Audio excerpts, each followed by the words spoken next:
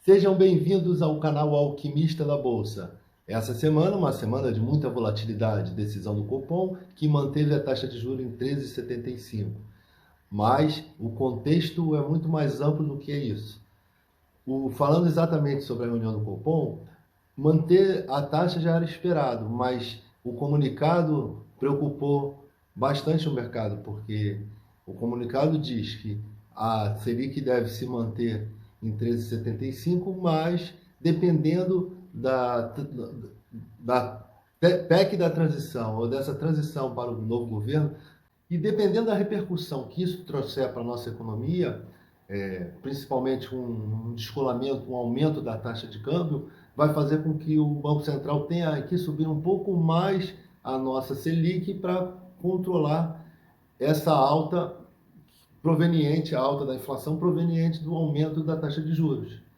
Então, isso está trazendo muita incerteza para o mercado e a Bolsa tem esses momentos grandes de volatilidade com uma tendência apontando para baixo. Graficamente, o Ibovespa está numa congestão, que pode ser considerado um alargamento. Ela subiu, depois caiu e está num triângulo assim ampliando. Mas ela só vai definir uma tendência principal depois de que tivermos conhecimento do tamanho da PEC de transição, quais os efeitos que ela terão sobre a nossa economia e também quando tivermos conhecimento, ou quando o mercado tiver conhecimento, de qual será a equipe econômica do novo governo e como pretende conduzir a política econômica brasileira nos próximos 4 anos. Isso é fundamental para que as incertezas do mercado diminuam e que a gente possa voltar a ter altas significativas na Bolsa, porque nós sabemos, a Bolsa brasileira está barata, mas a questão é a seguinte, dependendo do que for feito, ela pode ficar ainda mais barata. Precisamos aguardar o que virá por aí. No contexto internacional, houve uma preocupação crescente com uma recessão mundial e as bolsas em geral no mundo caíram e o Brasil acompanhou. Então, internamente nós temos essa conjuntura que eu já falei e externamente ainda foi empurrado um pouco mais para baixo.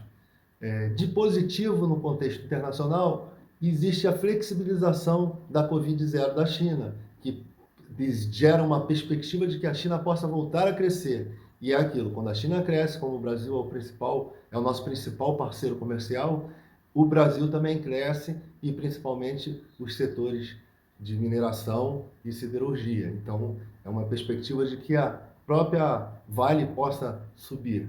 Mas nesse contexto, na quinta-feira ou na quarta-feira, a Vale declarou que tem uma perspectiva de manutenção da produção, né? Não a expansão da produção como anteriormente estava se imaginando, com um aumento de custo. E aí fez com que as ações da Vale caíssem forte na quinta-feira.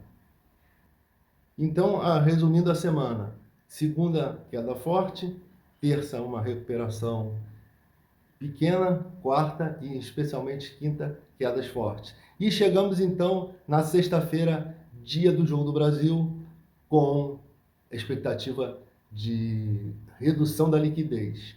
E a sexta-feira cheio de acontecimentos muito aguardados. Iniciamos o dia com a divulgação do IPCA de 0,41, abaixo das expectativas, mostrando sinais da desaceleração da nossa inflação.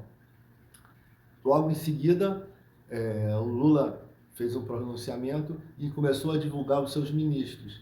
E o ministro da Fazenda realmente vai ser o Haddad, que o mercado não queria, não gosta dessa possibilidade, mas é o que vai acontecer.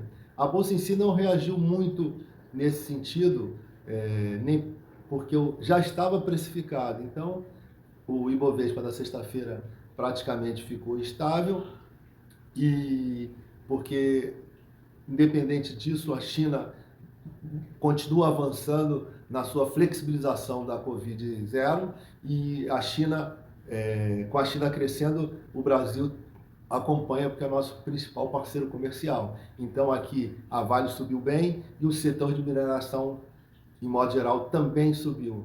Em meio-dia começou o Jogo do Brasil com cheio de expectativas, todo mundo acompanhando, mas infelizmente a gente não conseguiu. A gente parecia que ia um golaço do Neymar, mas depois do gol recuou e tentou defender o 1-0, e o Tite inclusive botou o Fred, que acabou sendo o pivô de perder a bola lá na frente e tomar o contra-ataque, onde ele devia estar, lá atrás. Mas é assim mesmo, fica para uma próxima Copa e agora acompanhar para ver quem vai ser o campeão. E isso que aconteceu no Jogo do Brasil é muito comum acontecer na Bolsa de Valores. A pessoa investe, começa a ganhar, não se preocupa em proteger seu lucro e com uma jogada inesperada, uma reviravolta do mercado, ela perde tudo que ganhou e às vezes perde até um pouco mais. Então, vamos focar em estar sempre botando lucros parciais no bolso para que a gente não corra o risco de ver o lucro todo ir por água abaixo e até se tornar um prejuízo. Fica a dica. E dentro desse contexto, Ibovespa caiu quase 4%, 3,94% essa semana e fechou a 107.520.